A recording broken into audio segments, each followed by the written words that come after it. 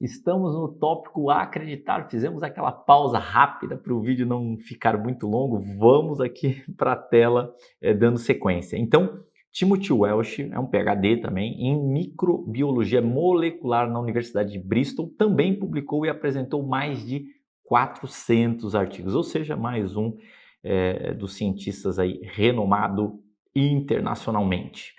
Ele fez uma meta-análise em conjunto com colegas sobre os efeitos do placebo e drogas ao longo do tempo. E o incrível é que ele pegou duas bases, das principais bases, ou seja, onde todos os estudos estão publicados, né? Inclusive bases que eu usei estudei muito, né? Para apresentar esse programa e várias dessas pesquisas que eu estou citando. E eles estudaram, controlaram, né, todos os estudos publicados em inglês de janeiro de 1981 a dezembro de 2000, né, nos quais os pacientes ambulatoriais tinham um tipo, que é o transtorno depressivo maior. Tá?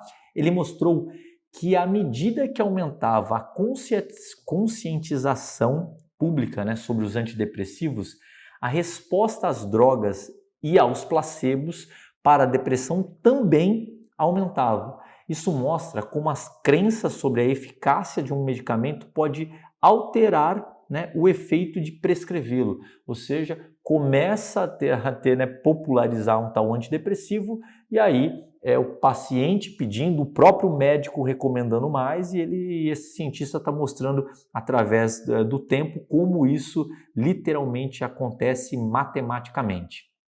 Ellen Langer, né, PhD, cientista de vanguarda, né, de renome internacional, professora ali de Harvard, e ela cita, né, estudos que comparam os efeitos de comprimidos verdadeiros com comprimidos de açúcar mostram que entre 60% e 90% das drogas dependem até certo ponto do efeito placebo.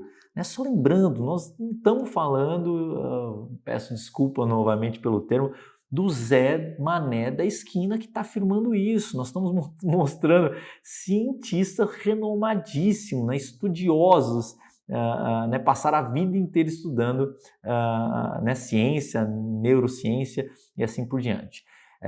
Carol Dweck, né, e a sua equipe, a gente já apresentou, elas fizeram um estudo com 373 estudantes da 7ª série para saber se eles tinham uma atitude mental estagnada ou em desenvolvimento.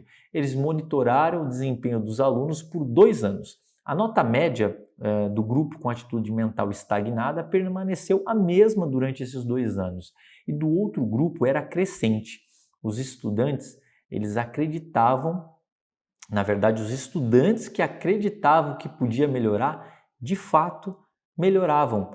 Quando acreditamos que nosso empenho terá um resultado positivo, nós nos empenhamos mais, né, em vez de nos entregar ao desamparo.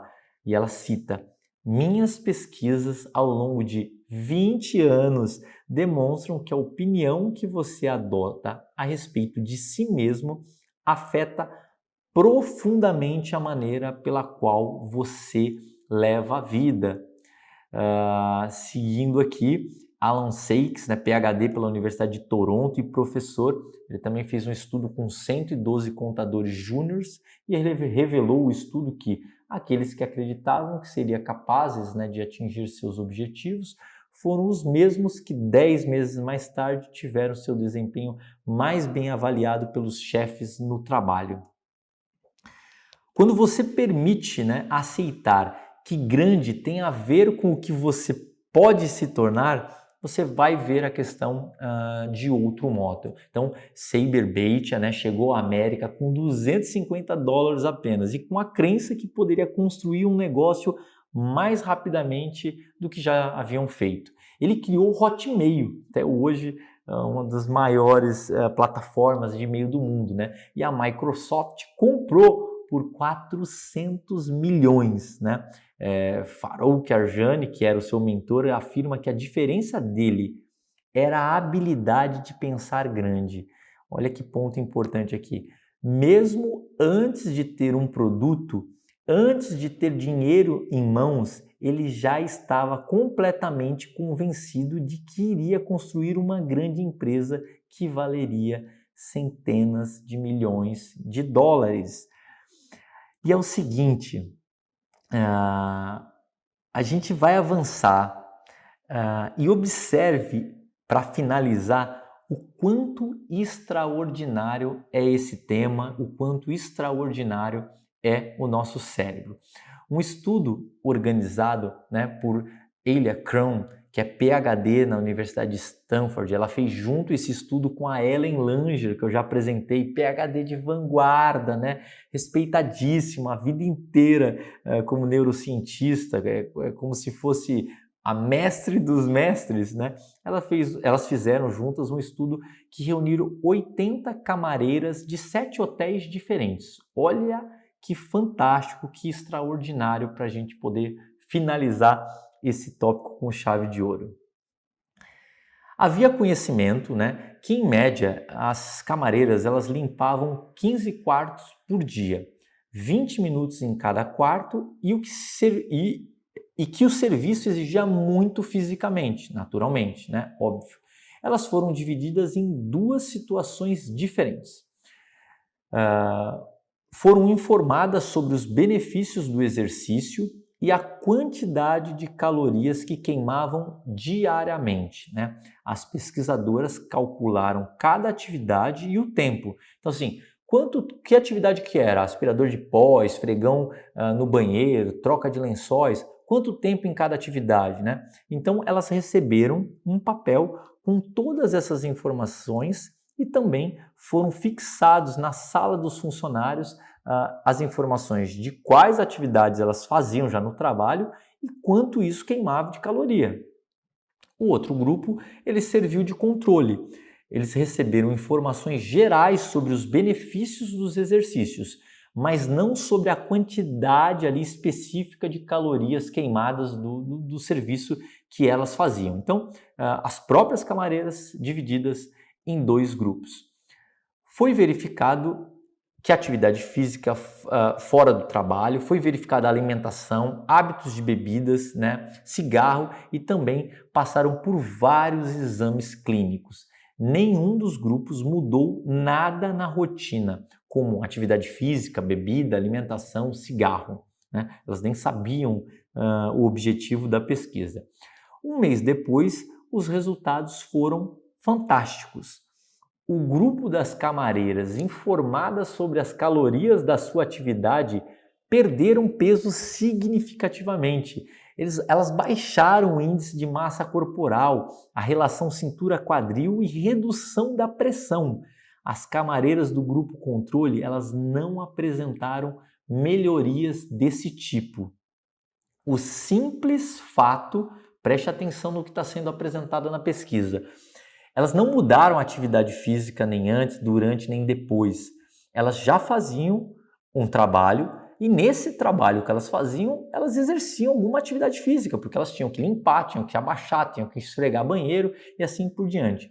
O simples fato de elas passarem a acreditar, a terem conhecimento que aquela atividade que elas já faziam antes, faziam todos os dias antes, queimava X calorias, fez com que, de fato, elas baixassem o índice de massa corporal, a relação cintura-quadril, a redução da pressão.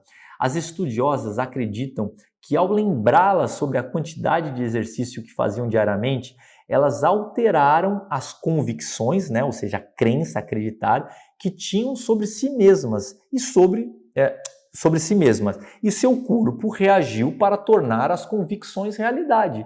O fato de estar consciente, né, de estar presente para o exercício que elas já realizavam, pode proporcionar mais saúde. Só o fato, ou seja, eu já fazia aquela atividade e não colhia o benefício. Sean Achor, né, que é um dos maiores especialistas do mundo, a gente já falou sobre ele, no quesito felicidade, sucesso, etc. Ele cita: a única diferença estava no modo como o cérebro delas pensava no trabalho. A construção mental das nossas atividades diárias, mais do que a atividade em si, é o que define a nossa realidade. Eu vou repetir de tão importante que é. A construção mental, conforme essa pesquisa provou, essa e todas as outras, né, no conjunto, eu só estou finalizando com essa, a construção mental das nossas atividades diárias, ela é mais importante do que a atividade em si.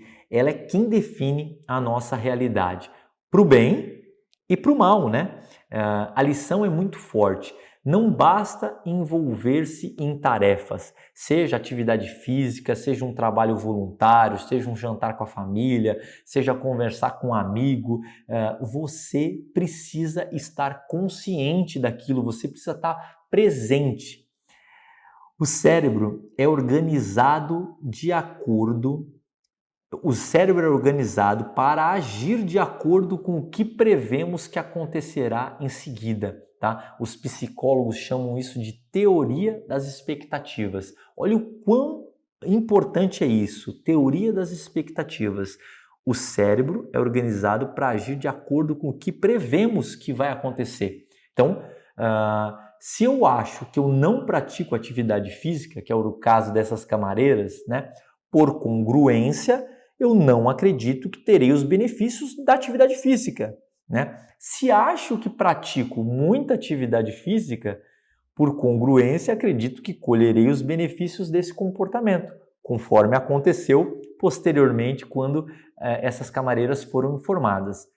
Caso eu não enxergue, eu não acredite, não importa o nome que você vai usar, eu não acredite, eu não esteja consciente que estou praticando alguma atividade física ou qualquer outra coisa, mesmo que eu esteja de fato realizando, por congruência, eu prevejo resultados de alguém que não pratica. E como o cérebro é organizado, a gente volta para esse tópico ali. Como o cérebro é organizado para agir de acordo com o que prevemos que acontecerá em seguida, ele entra em ação, garantindo que você que você tenha resultados de quem não pratica atividade física. Portanto, pode acontecer de você já ter um comportamento positivo e não colher os resultados positivos dele, ou colher resultados inferiores aos que você poderia estar já colhendo, né? Eu posso já estar fazendo atividade física, como esse exemplo, e não estar colhendo os benefícios. Eu posso já ser uma pessoa altruísta e não estar colhendo os benefícios disso. Eu posso já ser uma pessoa que pratica o foco, eu posso já ser uma pessoa produtiva, eu posso já ser uma pessoa amorosa, eu posso já ter um comportamento igual a de pessoas ricas e felizes. A lista não tem fim aqui. E para finalizar, ou o inverso, pode acontecer de você não ter um comportamento negativo, mas acreditar que tenha. E aí volta a teoria da expectativa, né? Por congruência, poderá prever né, que obterá os resultados negativos. Eu penso que eu me alimento muito mal, quando isso não é 100% verdade. Só que se eu penso que eu me alimento muito mal, eu tenho uma expectativa de ter os resultados os resultados de quem se alimenta mal. E o cérebro vai agir por congruência dessa maneira, né? O cérebro, voltando aqui, ele é organizado para agir de acordo com o que prevemos que acontecerá em seguida. Se eu penso que eu sou preguiçoso, quando isso não é 100% verdade, se eu penso que eu sou desorganizado, quando isso não é 100% verdade, ou seja, a lista é longa, para não falar que a lista não tem fim. Então a gente aprofundou nesse tema acreditar, e a cabeça aí deve estar a 1000, espero que esteja mesmo a 1000, mas o fato é que a gente aprofundou, não com achismo, né, com papo de bar, nada disso. A gente trouxe, né, ou seja, de fato, o que está documentado na ciência, e a ciência deixa claro que sim, né, ou seja, o fato de acreditar está diretamente relacionado com os seus resultados. Fazemos uma pausa e eu já te encontro no próximo vídeo.